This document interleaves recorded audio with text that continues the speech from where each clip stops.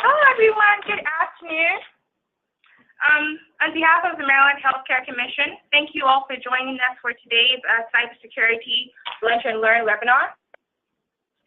My name is Anna Onyabwa, and I am a program manager here at the Maryland Healthcare Commission. The MHCC is an independent regulatory agency whose mission is to, among other things, plan for health system needs and promote informed decision-making through a variety of initiatives. This includes identifying opportunities to advance the use of health information technology statewide while ensuring privacy and security of electronic health information, and that includes sharing best practices for cybersecurity to reduce the risk of a breach. So during today's webinar, I'm going to be highlighting some current trends in healthcare data breaches, and I will be telling you about a cybersecurity self-assessment tool that might be useful to you and your organization. Joining me are two other presenters, Krish Batnagar from Moxa Technologies, and he will be providing some information about steps that you can take to improve your cyber readiness, become more secure, and reduce the risk of a breach. Also joining us is Lauren Thatcher from the Maryland Department of Commerce, and she'll be telling you about a new Maryland cybersecurity tax credit that you may be eligible for.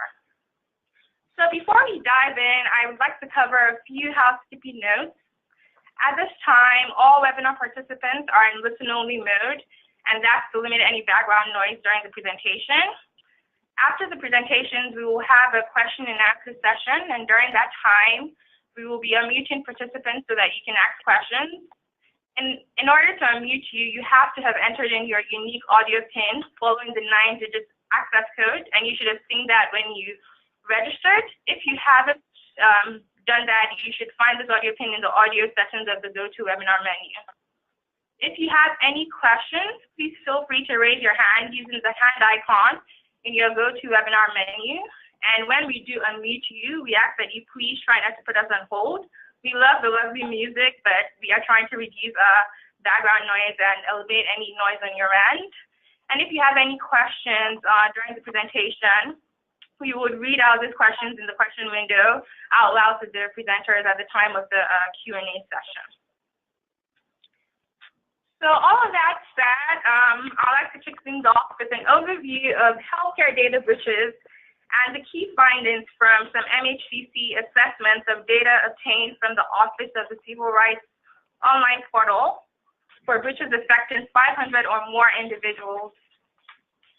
So the leading type of breach in the industry over the last few years has been hacking and IT breaches, and they are growing at a faster rate than other breach types. Hacking includes incidents where electronic protected health information is impermissibly accessed through technical intrusions that include malware or directed hacking to a covered entity or a business associate system, servers, desktop, laptops, things of that like. An example that many people are familiar with is the recent Equifax breach from last year. And though this falls outside the scope of healthcare, it does highlight the importance of cybersecurity basics like patch management. And we'll have Krish talk about that later in this presentation. A leading cause of hacking IT breaches is attributed to ransomware, and that's the most common type of malware today. And it does account for 85% of all malware targeting healthcare, and it's often instigated by a phishing email. Nationwide, healthcare providers account for 80% of reported breaches, and here in Maryland, it's 88%.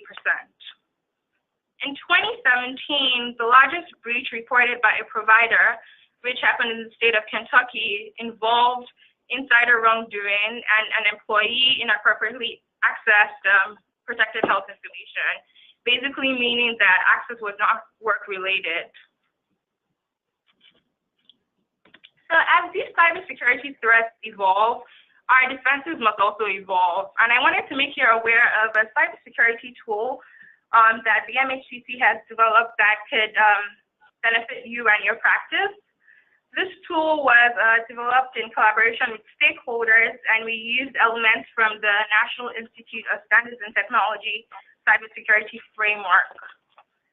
The tool consists of a series of self-evaluation statements to improve your awareness about potential gaps in cybersecurity as it relates to people, processes, policies, and technology.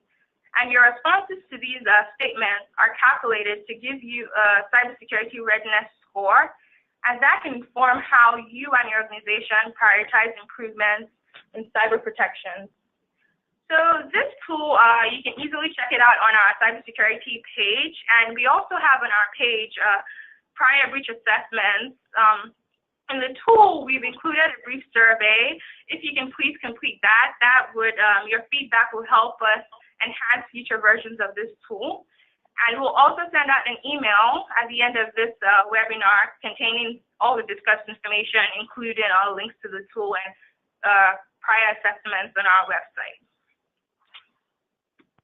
So this brings me to the end of my presentation. Next, I would like to introduce Krish, and Krish will dive right into the details of some basic cybersecurity steps you can take to improve security and reduce risk at your practice.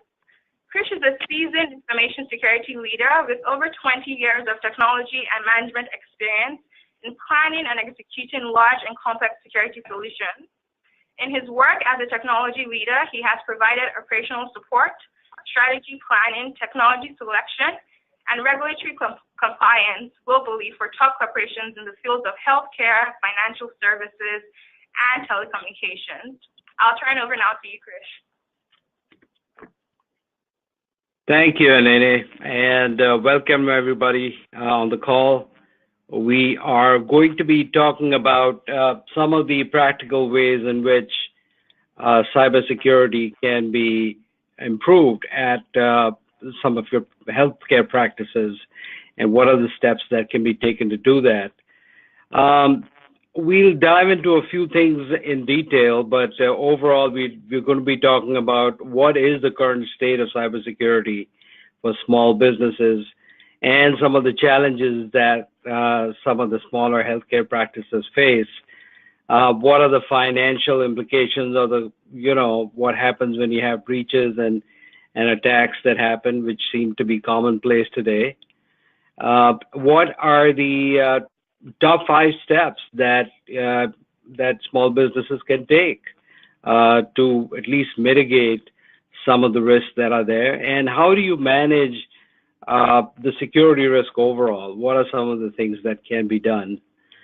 So let's talk about cybersecurity risk for small businesses and see whether that is an accurate statement or not. And according to everything that we have been hearing about, Verizon and Ponemon are two of the leading organizations that come up with research reports every year on the state of security. These are some of the quotes directly from those reports. And it's interesting to see that the attacks are definitely moving towards smaller businesses, and they've been doing that for some time now. And the reason for that is very simple, that, as technology has evolved, some of the larger enterprises are putting more and more dollars into making their system secure. And as a result, the small businesses are in the sweet spot for the attackers. They obviously cannot be as secure as the large enterprises in terms of the dollars that are spent on them. And they definitely have more data than, individual people. So they're in the sweet spot as far as attackers are concerned, where they can go in and at a relatively, in an easier manner, try and obtain information. Now, the other thing that happens is that it's easier to target smaller companies and then move on to the larger companies through these smaller companies. So, both ways, I think it's interesting that attackers are now starting to focus on the easier targets. And the overall cost of damages are pretty high. So, according to these reports, the average cost for damage and theft and disruption of operations is over $2 million in 2017 alone. So that is a significant amount of financial impact that is faced by small businesses. Let's move to the next slide. So if you look at where the breaches are happening from an industry perspective, number one is healthcare. And the reason for that is that, as you all are aware, healthcare records are much more lucrative than anything else, including credit cards. So, on the black market or on the dark web, as it is said, healthcare records sell for at least 10 times more value than credit card information. So, and the reason is simple, because you can do a lot more with healthcare records in terms of, gaining financial incentives from there. So if you look at some of the challenges that smaller practices have, obviously the biggest one, or the one that, has the most impact, is things like lack of technical expertise. Now, technology has been evolving at a rapid pace, and machines are interconnected. You got mobile devices. There's electronic healthcare, records that are mandated, and data is being shared. So the security exposure has significantly increased, and there is a need for healthcare. As far as IT is concerned, security is concerned, there's a need for specialized staff. So, as it becomes more complicated, you need more skilled people to be able to handle that. And that, as everybody's aware, is not generally available. And even when it is available, it's pretty expensive. And even if, you outsource some of those functions, there is the question of liability and where does it lie. And a lot of the liability still remains with the company that owns the data. From a resource and funding perspective, smaller companies obviously have a challenge with investing in larger security solutions. Firstly, because that's not what the business, gets a profit from, and hard to spend money on that. And plus, it requires specialized hardware and software that you got to invest in. And from a regulatory standpoint, unfortunately, the penalties are pretty much the same. So even though, larger companies are spending more dollars and can be more secure, smaller companies still face the same penalties, and whether it is HIPAA or otherwise. And they have the same reporting and remediation requirements. So if you have a breach, and you got to report that breach, then the requirements are still the same of being able to respond back to that. In terms of shutting down the business, one more left on the last. So in terms of shutting down the business, there's a lot going on in terms of ransomware, and businesses. If your data is shut down, then there's very little you can do. I mean, smaller practices have a much deeper impact on this, and there's a loss of credibility. And as it is, there's a struggle with growing the business. And when something like this happens, then it becomes a problem. Plus, you have the problem of you may need to provide protection services like credit card monitoring and stuff like that for people whose data have been breached. So all those become important aspects that need to be considered or become challenges for smaller practices. Next one, please. So these are some of the breaches that happen, and what are the penalties for that? Now, HIPAA, obviously, most of the folks on this call are from healthcare. I think all of the people on this call are from healthcare practices. So you're very aware of what the HIPAA penalties are, and they're pretty significant. And, now that in 2013, with the high-tech updation with the omnibus rule, they have been pretty upped as far as what the numbers have to be. And they apply for, the healthcare providers, health plans, clearinghouses, and other covered entities, including business associates that or from these covered entities.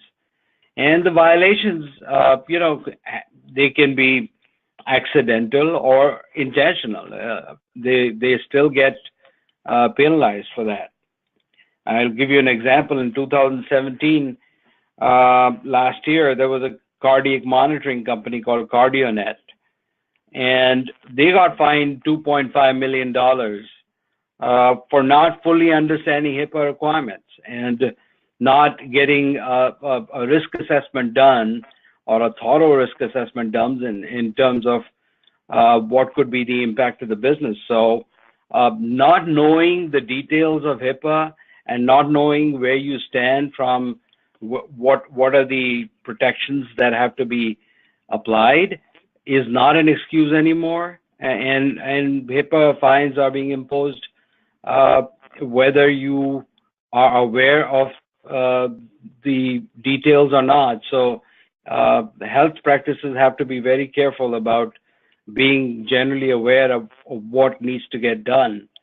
And from a cost component perspective, there are a lot of steps that have to be taken, and they're listed here in the slide, starting off from investigation, remediation, all the way down to, class action lawsuits that may be there, that have to be gone through, which significantly increase the price of dealing with data breaches. So all these are factors that need to be considered.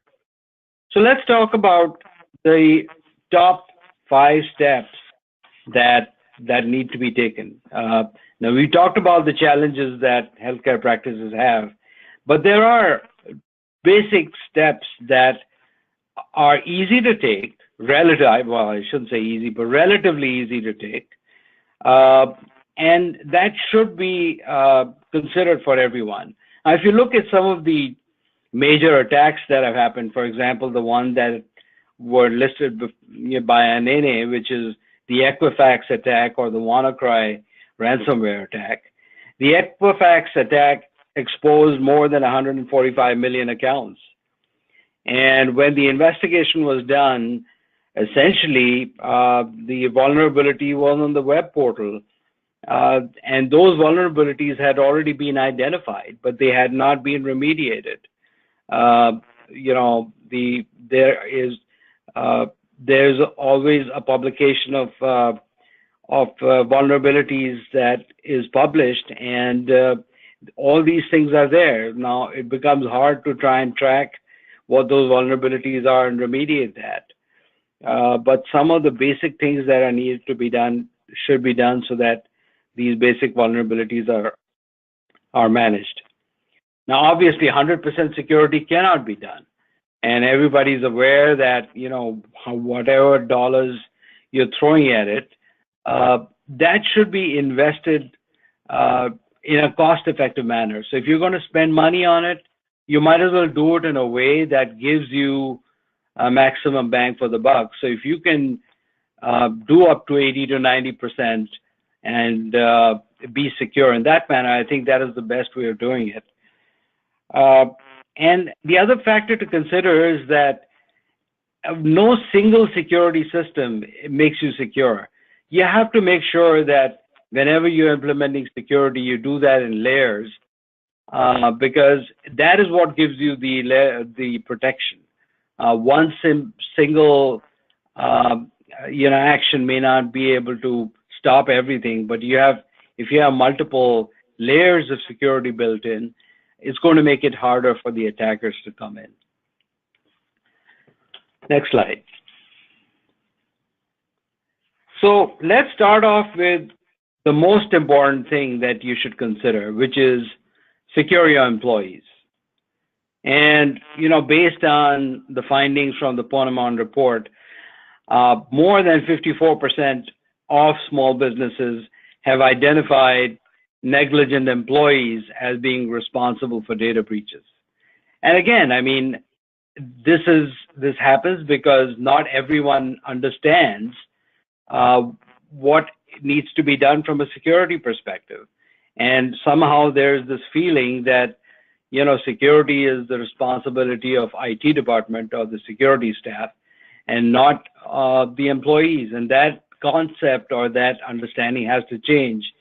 Security is a responsibility of every employee in the company, and they need to be aware of what to be on the lookout for, so that they can, they are at the front line of managing security for the company. So if they are not aware of some of the things that can happen, then it becomes harder to manage that. So it makes a lot of sense to invest in security awareness training for the employees, because that is one thing that will help them understand what should they be on the lookout for, because that is something that will be, according to Boneman, employees are the second highest cause of security breaches. So that is something that can definitely be a good investment. The second one is avoid phishing, email phishing. Now, email phishing is related to emails that come in that are targeted emails, and people need to understand what they look like. Essentially, they come from a trusted source, and they typically ask for your credentials, or they ask you to click on something. And if you do that, then it allows the attackers access into the system. They can do that either by deploying a vulnerability, or being able to access directly systems through your credentials. So everyone has to be aware of what of the emails that come in and whether they're responding to them correctly or not. Be very careful about emails that come in or look like coming in from trusted resources, but are asking for information that generally they would not be asking for. For example, if somebody's asking you for your user ID and password and claims to be from your IT department, then that's not really a valid question, because they should be having your user ID information with them.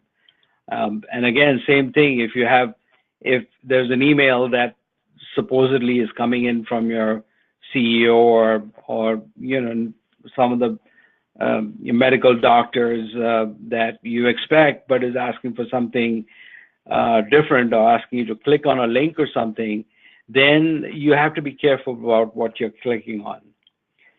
And the third thing here is physical security. Don't forget physical security. I mean, lost computers, lost hard drives, laptops, etc., are obviously sources of information for people who are looking to get access to information from your practices. And it is always a wise thing to maintain an asset inventory, so that you are aware of at all time of all the information IT assets that you have, like computers, like mobile devices, like everything else. So it's always good to have a list of the information, preferably tagged, so that you know who's got what, and you can, when you do an inventory, you know exactly what you have and what you don't. Let's move on to the next one, which is control access. So that's the second thing that is very important. And this is something that, what the information that you have is what people are looking for. So there is definitely a need to control the access to your sensitive information that you're holding in your practices, and the ability to restrict access to that information. I'll give you an example. You don't want everyone in your company looking at financial documents that you may have. So obviously you want to make sure that whatever secure information that you have, or whatever sensitive information that you have the ability to restrict that. And you start that by giving individual access to all your employees. So it shouldn't be a single user ID password that is shared by everyone across the company or the facility, but it should be an individual user ID that gets you access to the systems. And so that is essential, that everybody has their own user ID and passwords. And it's seen that, over 50% of the companies surveyed do not have this done. So that's not, even though a lot of people say that, yeah, that is obvious, but more than 50% of the companies have not done this. So this is a great first step that needs to be done. The second thing is ensuring role-based access. Now, the way you secure the information is by providing access to particular resources. And the only way you can do that is by identifying roles. So if you've got somebody who is a technician, there should be only so much information that a technician should be accessing. And the only way you can control that is by having a role called technician and specifying what that person can access. So you need to have some kind of a role-based access set up in order to be able to identify or control access to specific things. And the third thing is add strong authentication. Now, by strong authentication, I mean things like having two ways to access. So it's also called two-factor authentication or multi-factor authentication. And what I mean by that is that, you should not, in addition to having a user ID password, you may also have another way to confirm the identity of the person who is logging in. And that could be through a token, or it could be through a key or a number or a PIN that can be accessed or sent remotely via the phone or any other device. So having, some of the critical information. So for example, if you got an administrator who manages your networks and things like that, he obviously will need to have a higher level of access to the systems. And in order to do that, you will have to create a role that allows them that particular access. And you can also make sure that you are protecting those sensitive resources or by having multi-factor authentication. And you can also have the ability to monitor what your administrators are doing by having something like that. So these are some of the things from a access perspective that need to be done. The third thing is your enterprise data. That is another very critical area where you need to make sure that you're managing your security. Now, data breaches, that's essentially what they're looking for.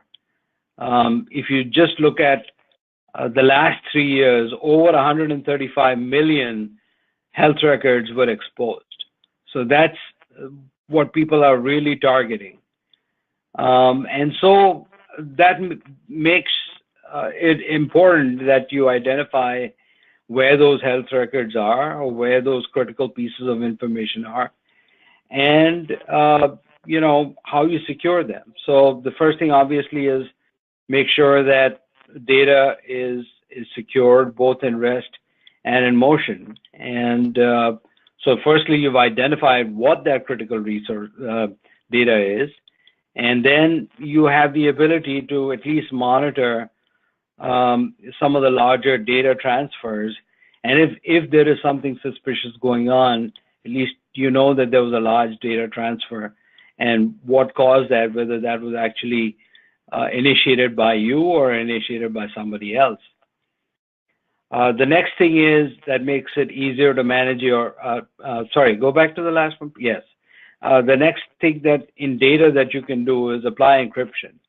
And that includes encryption not just on the databases or the actual pieces of information, but also encrypting the information on your computers, laptops, devices, so that if you do lose a laptop, nobody has the ability to look at the data that is inside. So all the data that's on your machine has to be encrypted, especially if there's a possibility of that device getting lost. So for example, if there's a laptop that people are carrying around, the doctor has that laptop with them, and he or she moves around with it, then it's important to make sure that all the information on that, and you can, these days that's not a expensive thing to do.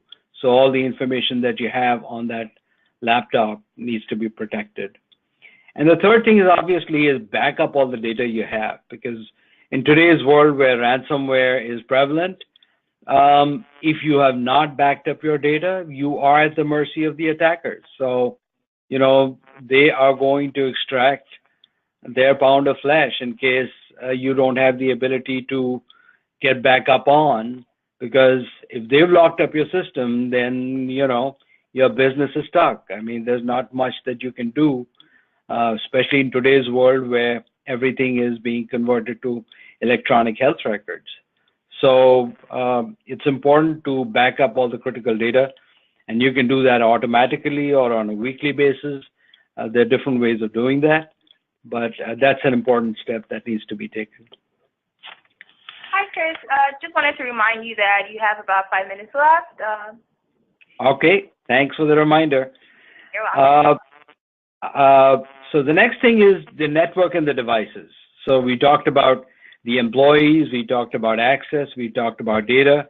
The next thing is, you know, the machines and the devices that you have, because that is what people want to get into to access the data.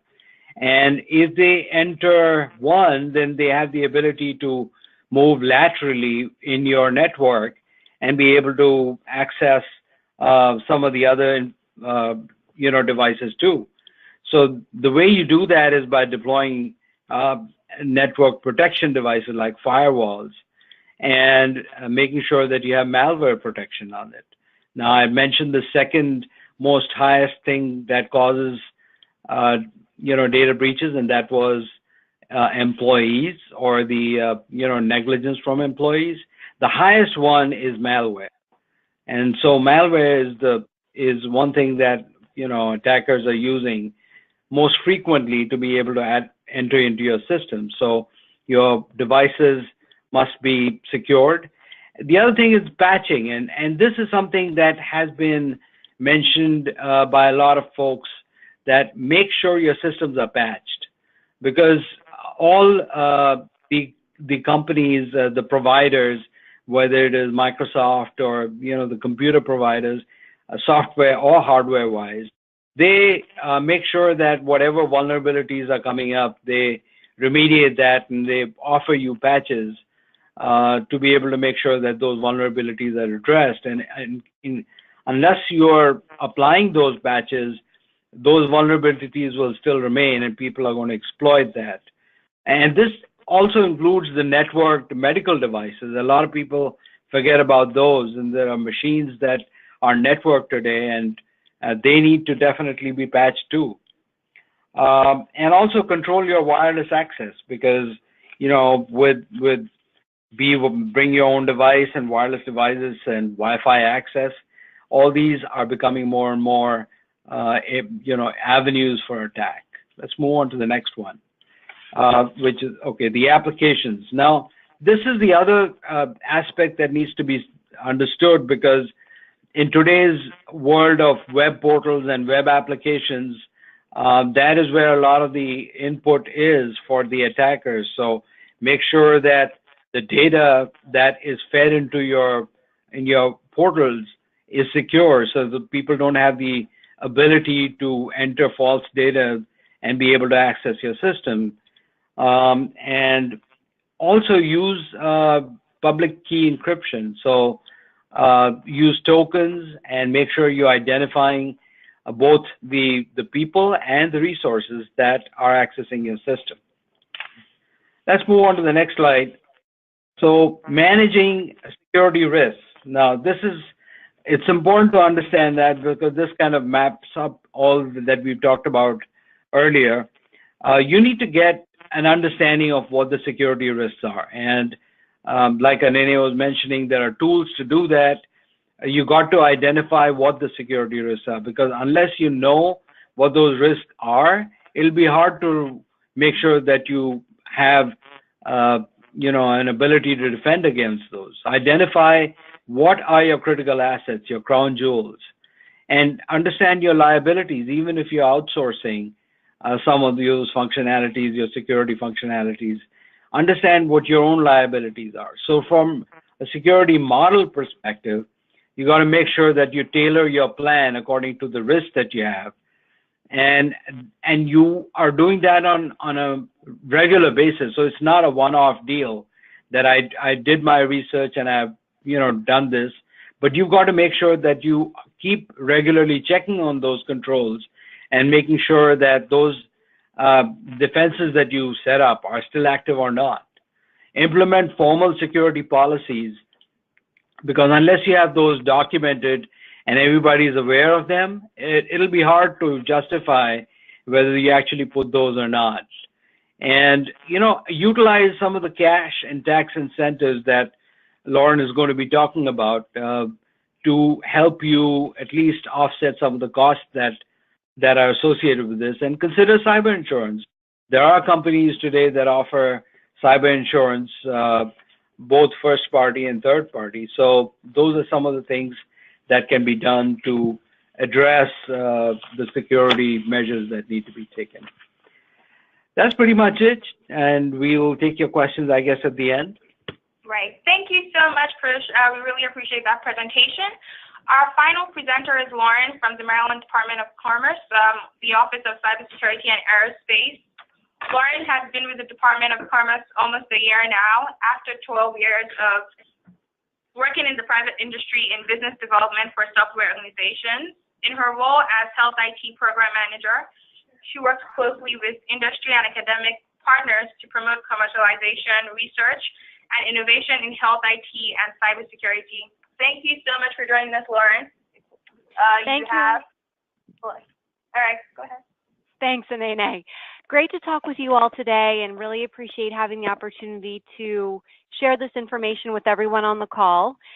For those who are not quite as familiar with the Department of Commerce, our overall mission is the success and growth of Maryland-based businesses, both retaining those businesses that are already here and attracting new ones, and ultimately securing jobs across the state. And so one of the tools that we often use in working with businesses is providing them support through tax incentives, which are approved by the state legislature. And that's what I'm here to share with you all today. This is the Buy Maryland Cyber Tax Credits, or BMC as we'll refer to it. And really, I'm sure as you hear through the news, especially locally, and our Governor Hogan's focus on cybersecurity across the state, we are really so well primed right in our backyard with having NSA, US Cybercom, over 20 military facilities, just really great cyber innovation happening here locally. And that filters out into the community, and those resources are here for small businesses, including physician practices, to really tap into and utilize. And so we were thrilled this past June, something that's been pushed very vehemently, not only by cyber businesses that are headquartered here in Maryland, but also small businesses in looking for a way to be able to more affordably implement cyber. And so as far as I'm aware, the Buy Maryland Cybersecurity Tax Credit that we're going to talk about today is one of a kind across the country. You won't find this in any other states. And so I plugged this in here just to kind of emphasize the push that we've heard from businesses to be able to more affordably implement some of these solutions that Krish was talking about today. No need to go back to an abacus. It can be one of those scenarios that's very overwhelming to think about, but leveraging the resources that you have here across Maryland, companies that have expertise in this area. So I'll tell you a little bit more about what this tax credit actually is. It's available to any Maryland-based business with under 50 employees. Now I'll go to a next slide that'll talk a little bit more about that. The benefits of this tax benefit are that you, as a practice of physicians and your staff of under 50 full-time employees, can claim 50% tax incentive on any purchase that you make of cyber products. That could be hardware, software that Krish mentioned, some of those different features that you would implement internally, or it could be cybersecurity services, so consulting or outsourcing using a managed services provider. And I just put in a very simple math equation here for you. Let's say that you conduct an assessment outside of the really great tool that MHCC has developed. You can also hire somebody to come in and do an internal assessment of your network, of all the different hardware and systems that you have at your practice currently. Let's say that you pay $2,000 for that assessment to be done. Then through this tax credit, you're able to apply and get $1,000 back as a tax deduction. And so I already mentioned, really the main criteria to be eligible for this is that you are a Maryland entity filing a tax return in the state of Maryland, and you have fewer than 50 full-time employees. And the component of it is purchasing those cybersecurity products or services, and that means goods that are intended to detect, prevent activity, unauthorized access, etc. So you can read here, I put a lot of verbiage up on the screen to define, but Krish did a wonderful job of explaining. And again, one of the other things that I would keep in mind is that not only are these threats out there, we hear about them in the news all the time with some of the bigger data breaches, but I'd imagine most of us on the phone today could probably give an example, a personal example of a smaller business, maybe a friend or a family member you know that has been unknowingly or maybe even knowingly, if they were lucky enough to catch it, exposed to a hack. Something that recently popped up on our radar screen here at the Department of Commerce was a dairy co-op, and they were going about their business. Of course, they're out in Western Maryland of just local farmers, and a hacker was able to access their network. May have been done through a phishing attack. They weren't even really sure of how they were able to get in, but was able to ransom all of the co-op's data, and a major issue. So they came to us through one of my colleagues who works in the agricultural industry sector. But really interesting that it's not just those big names out there that you hear, but companies of all sizes. So just to tell you a little bit more about who those companies are that you can purchase your services from or your products that are here in Maryland, their first step is to become a qualified Maryland cybersecurity company. And so that's a process of a company like Moxa Technologies, for instance, Krish's company. They submit some paperwork stating that they're headquartered here. They have a base of operations in Maryland. And they also should be a smaller company as well. We're looking to help aid them in growing their business. And so they should have fewer than 50 employees, or they can be designated as a minority-owned or woman-owned business. For you, practice managers who would actually go out and buy cybersecurity services, this is your piece of it. It's just filling out this simple form available through the Maryland Department of Commerce's website, just telling us a little bit about your entity, how you file, whether you're a C Corp, LLC, etc. And then here on this form, you can see a little bit farther down in the screen, you'll note all of the cybersecurity purchases that you've made across that tax year. And then you'll also need to show proof of an invoice and a receipt or a wire transfer that you've made to pay for those services. And then again, through this incentive. It's on a first come, first served basis, but you'd be able to apply to receive 50% of what you've spent back. And it doesn't all have to be done through the same third party. So that's the beauty of it. As Krish also mentioned, it's recommended that security is provided in layers. And so maybe that's done by working with several different third parties to help implement. And you might do it over time as well. So not implement everything up front, but look at where your priorities are, what money you have that you can allocate. And then in this tax credit, you can list out those different companies that you've purchased services from, and again, be eligible. So how do you identify Maryland companies to work with? Aside from coming onto the Maryland Department of Commerce's website, and I'll put a link up to share with you all as well, where we're going to list all of those companies that have gone through that qualification process with the Department of Commerce. You can also go onto a website for the Maryland Cybersecurity Association of Maryland, rather. They go by CAMI as an acronym. And there they have a directory of over, I believe it's over 400 companies at this point listed who can offer different cyber services here in the state. And you're able to filter by how large your company is.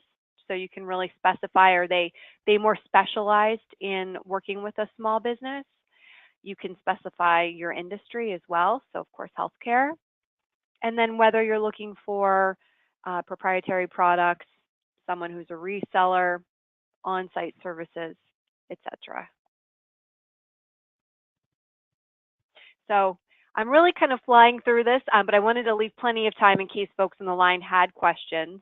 But here are contacts for folks here at the Maryland Department of Commerce, and I believe NANA is going to be recording this webinar, so you'd be able to access all of this as well.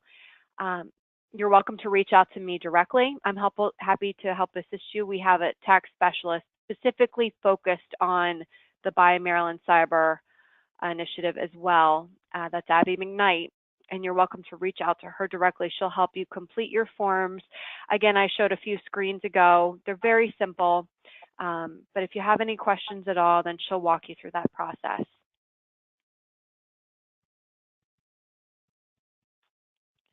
Here is the link where you can find more information directly off the Maryland Department of Commerce's website, going straight to the Buy Maryland Cybersecurity Tax Credit.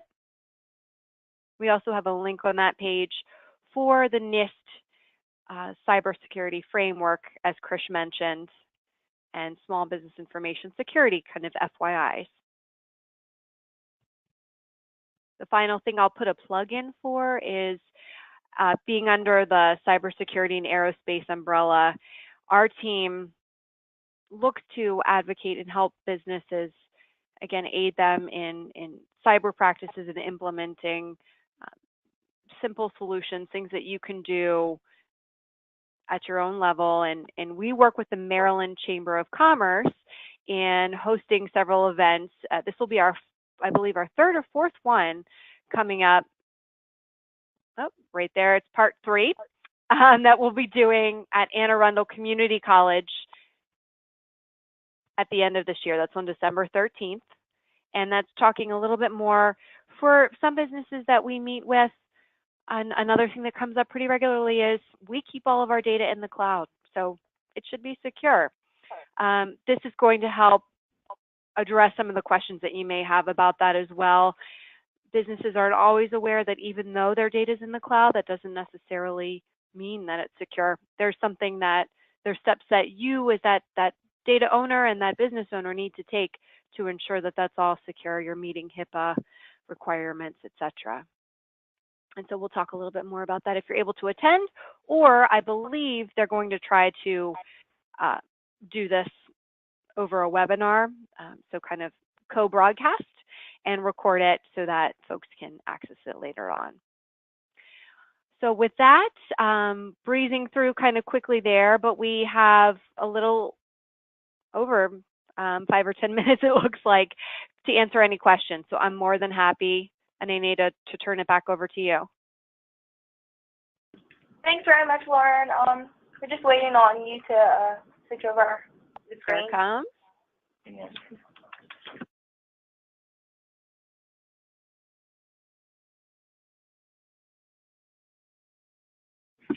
Alrighty, thank you so much, Lauren. We'll now open the floor up for questions. Please just give us a moment to review some of the questions you've asked during the webinar. And as a reminder, if you have questions, you can please enter them into the question window and we'll read them out loud, or you can raise your hand and we'll unmute you. If we don't get your question answered during this session, we'll share them with presenters and follow up with you via email after this webinar. So it looks like we did get one question. We have two questions. We're going to unmute Kim Williams. Hi, this is Kim. I just figured out how to type the question in. But I want to know, are you going to send us these slide decks? Yes, Kim. So after the webinar, we will be sending the slide decks as well as the tools we talked about and a link to the assessment and the self-assessment tool that we discussed during the webinar. Perfect. That's all I needed to know. Thank you. All right. Awesome. Thanks, Kim. So next we have a question from Kelly, and this is for Lauren. So Kelly's asking if the cybersecurity tax credit applies to their expensive IT services that we pay monthly for maintaining your network.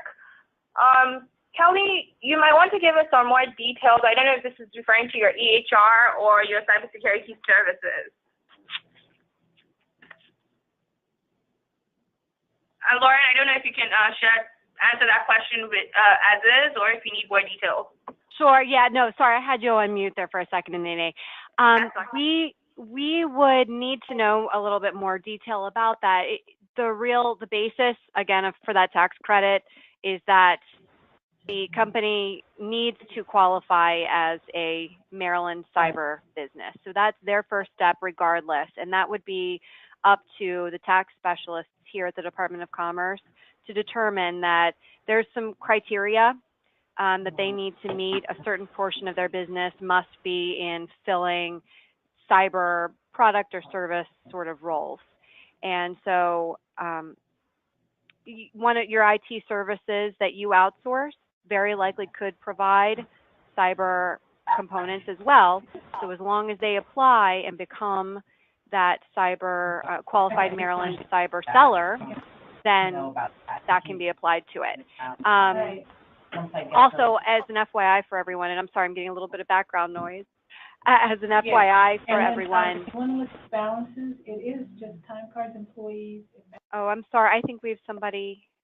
Yeah, we fixed it. Go ahead, Lauren. Gotcha. Thank you. You can, if you've already purchased cybersecurity services in the current fiscal year, you can retroactively, if it's been since June 1st that you've made that purchase, then you can also retroactively apply for this tax credit. All righty, thank you so much, Lauren. So we have a couple more questions for you. We have a question: how much money are in the cybersecurity funds, and can you apply for it every year, or is it a one-time deal? Yeah, great question. You can apply for it every year. Any company can apply for up to $50,000 of tax credits within a given year. I don't know the exact pot of money offhand. It is on a first come, first served basis. I can get back to you all, and Amy, I can provide that with you with the total sum of what's available. Okay. And then the other question is, in the program definition, can you elaborate on what is meant by information stored on or transmitted and information systems? And this was on the program definitions and eligibility slide. That's more components of cybersecurity. So maybe Krish could better answer what some of those information storage versus transition, what some of those components are. Right, and again, let me take that. I think from a storage perspective, it's the data storage like databases and hard disks and hard drives, etc., that you are buying to, back up your data.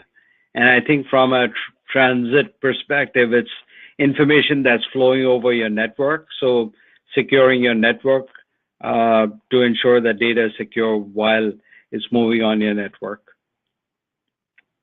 Thanks very much, Krish. So we do have a couple of questions for you as well, Krish.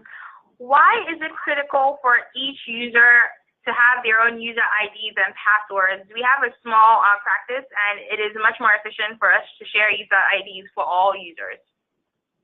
Right, and I think, unfortunately, that is the situation with a lot of smaller practices, because initially when the systems were built, there wasn't a lot of staff, so you got about 3 or 4 people working there, and there wasn't a need to have separate user IDs and passwords, just for ease of use. You had a common user ID password that could be utilized by everyone, just made it more efficient and more quick.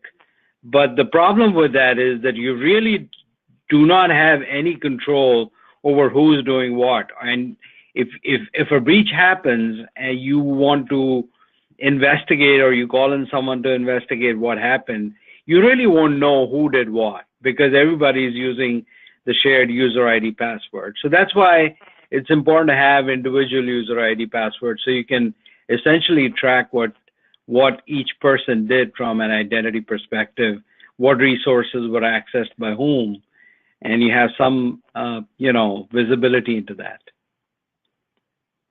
Thanks, Krish. So we have one more question for you. The question is, we don't have the budget or the expertise to manage IT infrastructure. What is the best way to manage security for us? Right. So I think the first thing that has to be done is get a security risk assessment done, because I think it all boils down to that. You need to understand what needs to be secured. And in order to do that cost effectively and utilize some of the dollars that Lauren was talking about, it's important to understand what your critical assets are. Where is my PHI stored, for example? What is the stuff that I've got to secure? And instead of doing, a shotgun approach where you want to secure everything, which becomes more expensive to do that. And secondly, you are not even sure whether that security is evenly applied across everything. It becomes much more expensive. So a risk assessment will help you identify where your individual risks are, and then you can build a plan on it accordingly. And then, like I was mentioning earlier, you can layer your security, make sure that you have some of those aspects built in where at least the basic stuff is in there. Thank you very much, Krish. And Lauren, this is for you. So I just wanted to confirm, this is a question posed by one of the participants, that firewall and security risk analysis would qualify for the cybersecurity tax credit. Again, as long as the third-party provider of your firewall or risk assessment is a qualified Maryland cyber seller, then yes. And as long as, of course, your company has applied for to be a qualified Maryland business to purchase as well.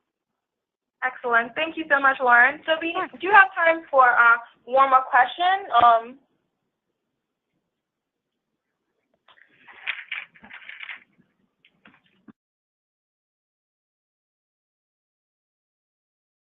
Okay, so seeing none, we're going to go ahead and close out. We really thank you all for attending today's Cybersecurity Lunch and Learn webinar.